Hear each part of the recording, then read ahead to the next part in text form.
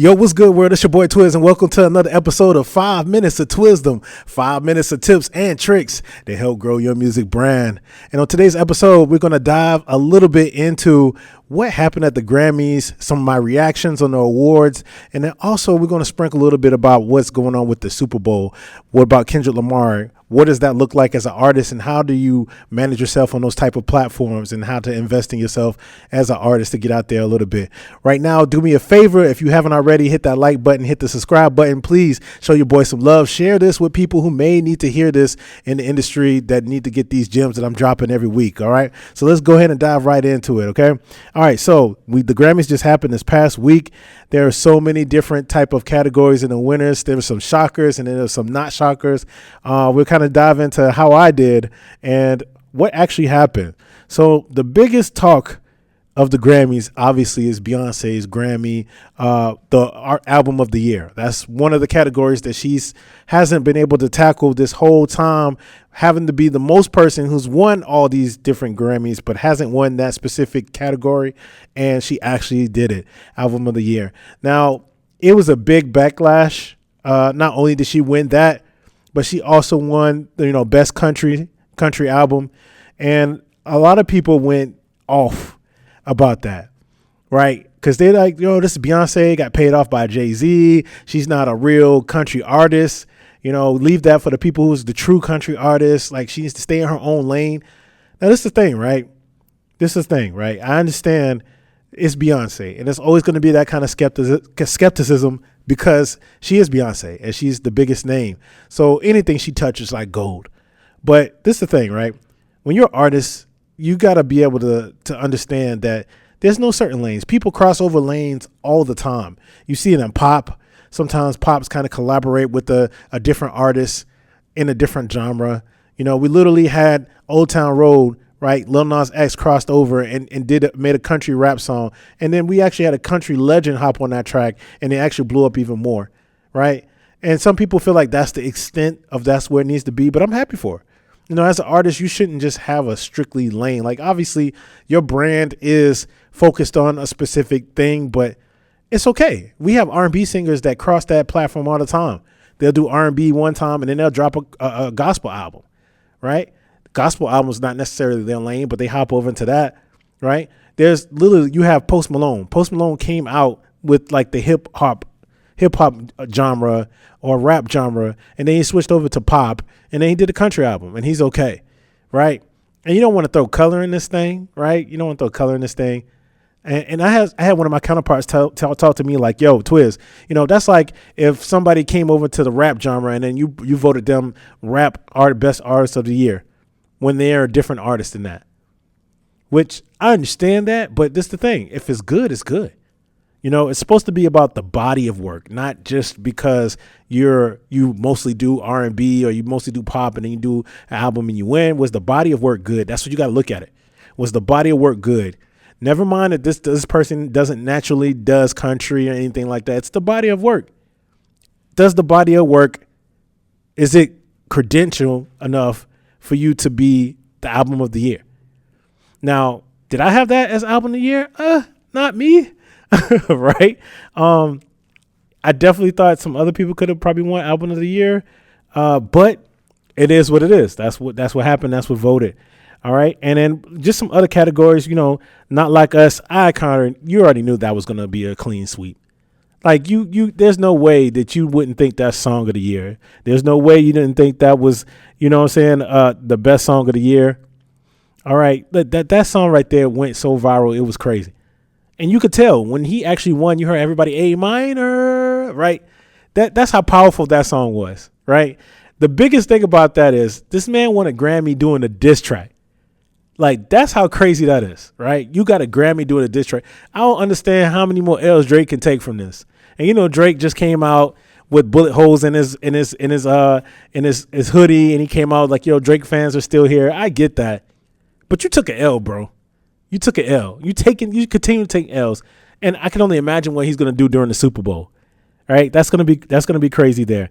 All right, shouts out to Tim's. Tim's best African music performance. I thought she was dope. There's some other artists on there that I thought was pretty cool too, but Tim's has been really consistent as far as representing that kind of genre there. Chappelle Roan, I've never really heard of Chappelle Roan, but I do appreciate her message about, just being able to pay the artists, because we all pursue music and a lot of us kind of quit music because it's not lucrative enough. I got really good friends that are really good artists, but because this artistry sometimes doesn't pay the bills, they quit. They lose a passion for it, or they get talked out of their dreams because it's not as lucrative. Like, I'm gonna drop songs, but I only get paid pennies on the dollar from Spotify. But yet you're showing me that Spotify made a bajillion millions of dollars off of revenue of people streaming music, but they can't pay artists, right? That kind of stuff is disheartening. All right, so that I appreciate that message, because that needs to be the standard. All right, so Sabrina Carpenter, she didn't get Best New Artist, but she did get pop vocal album, which I think was very warranted. Like, her music is really good. I love her music. The mix, the engineers on that, oh man, shouts out to them. Her music is always clean. The vocals sit perfectly on top of the instrumental. Like, it's really good. All right, and then we look at just some other stuff. Best rap song, Kendrick Lamar. Now, some people are like, yo, that song should have went to Future and his crew on those songs, which I get it, but that song wasn't bigger than that. I'm sorry, it wasn't bigger than that. Was it a dope song? Yeah. In the rap community, yeah, but it wasn't bigger than They Not Like Us. I'm sorry. All right. Let's see. We have, right, melodic rap performance, Erykah Badu, right? The goddess, right? The goddess. I've never been mesmerized by somebody in a live performance than I did with Erykah Badu. Like, it's just something she does that just captivates you. And she's a really great performer. Like, oh my gosh. Like, if you haven't seen her in concert, you're missing out. She's dope. She's fire, right? So deservedly so. I think she's good. Producer, non-classical, Dan Negro. Yeah, I don't, that one right there is kind of, I don't know. Right? I don't know. But I'm definitely going to do my investigation more on that person. And some people probably screaming at me, Twiz, you don't know who that is? I'm sorry. I don't know who that is. Best R&B song, Saturn. Yep, that song really went viral. Every girl sings that song. My high school students, oh my gosh, they would sing that song. Everybody's singing that song. Shouts out to Chris Brown for best R&B album, right? That's a long time coming. And it's amazing how his story came from just being a child prodigy and then had the thing with Rihanna, and to be able to turn his career around and still come back and still do things that needs to be studied, right? Thank God for second chances sometimes, right? And then, the best R&B performance made for me live on BET, Mooney Long. That definitely was dope. Pop solo performance, Espresso, Sabrina Carpenter. Yep, that was fire too, right? So those, some of these categories give us an opportunity to really, kind of learn about some new artists. And I saw a stat that says 50% of the Grammys are independent artists, right? Independent artists. Now, the word independent sometimes get thrown away. When I think independent, I think if it's just like a regular person that's really trying to build a name for themselves. Sometimes a lot of these quote unquote independent artists are artists that were signed and they got out of a bad deal and now they're independent. You know what I'm saying? So you gotta do your research with that word independent. And speaking of which, Doechii, right, got best rap album. And I think that's really great for her because she is the epitome of being able to believe in yourself and invest in yourself and just challenge yourself to be the best person you can be. If you seen her video in 2020, right, she got fired from her job and she was distraught. You know what I mean? She didn't know what to do. She didn't know what to do with her life. She was really upset and she just shot a video about it. And some people be like, yo, why are you recording your losses like that? But that was a surreal moment for her, right? You get fired from your job and she was just like, yo, even though this door is closed, I'm going to find a door. I'm going to just go to the studios. I'm going to intern and I'm going to do what I need to do to stay in the realm of music.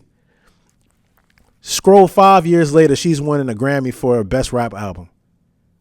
Don't give up on your dreams, y'all. Don't do it, right? There's going to be obstacles in your ways. That's why it's called a dream, because it doesn't look like it's going to happen. You're dreaming, right? But you got to turn those dreams into reality. So that right there is huge. And I love her story. And just because of that alone, she's got a fan in me. As long as her brand stays pure and she stays who she are, she's got a fan in me. because that's beautiful, right? That's a tearjerker, right? You get a thug tear for that. So shouts out to Doechii. Shouts out to her being able to do that. And that's really cool. That's really cool in that. Now, I just want to take a moment to dive. We spoke about Kendrick Lamar earlier and all his success and the things he's doing. He's got a performance at the Super Bowl coming up, right? And when you perform at the Super Bowl, that's a really big thing. And it's no secret, right? Artists who perform at the Super Bowl don't get paid. Matter of fact, they're spending money out of their pocket to be able to perform. And you're probably thinking like, whoa. I thought you said it's about making money when you perform. Well, it is, right? Because what's happening is you're sacrificing, right? You're investing in yourself. You're investing in yourself to be on this platform that's in front of the whole world, right? So you may not initially be getting paid from it, but you're paying for the exposure to be on a platform where millions and billions of people are going to visualize what you're going to do. And if they weren't a fan before, they're probably going to be a fan after this. If they didn't stream your music before, they're definitely going to stream your music after this.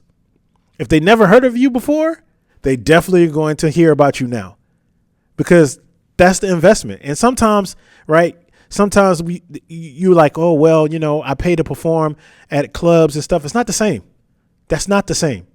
You're paying people to perform in a club full of people that's not there to necessarily see you per se, right? They're there to see other artists, like you're paying to open up for another artist. No, he is the headliner of this halftime show, meaning it's all about him and who he chooses to bring on. That's the difference, right? We had that debate. It was like, oh, you're investing in yourself. You're paying $1,000 to open up for Lil Boosie is not it, right? You don't benefit from that. Yeah, you performing from a cloud, but that's only a small portion. Are people going to walk away from that and be like, yo, that's that dude, that's that? No, right? You got to be smart about it. If you're going to pay, what's the benefits you're getting out of this, right? You do a performance at the club, you're probably going to get a certain amount of people that, may discover you and may listen to you, but that's only a small portion, right? That's only a small portion. And not only that, the Super Bowl actually promotes your music, right?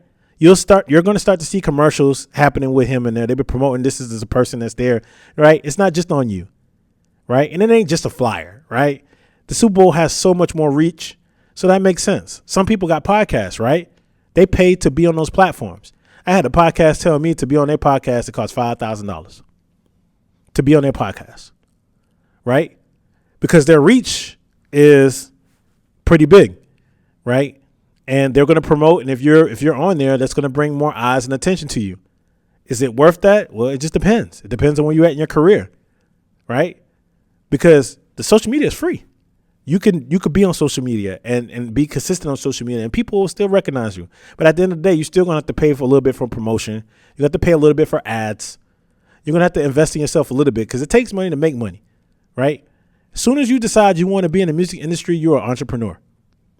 Point blank, period. You're an entrepreneur. You got to have an entrepreneur mindset. And now it becomes from something I love to do to now there's something I got to invest in. So you got to invest in your own equipment. You got to invest in your visuals. You got to invest in your team. You got to invest in mixing. You got to invest in plugins.